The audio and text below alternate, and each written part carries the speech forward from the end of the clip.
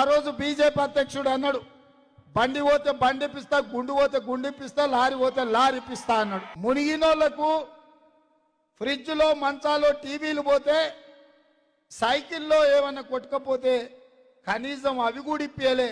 ఆయన చెప్పిండు, బండికి బండి గుండుకు గుండు అని.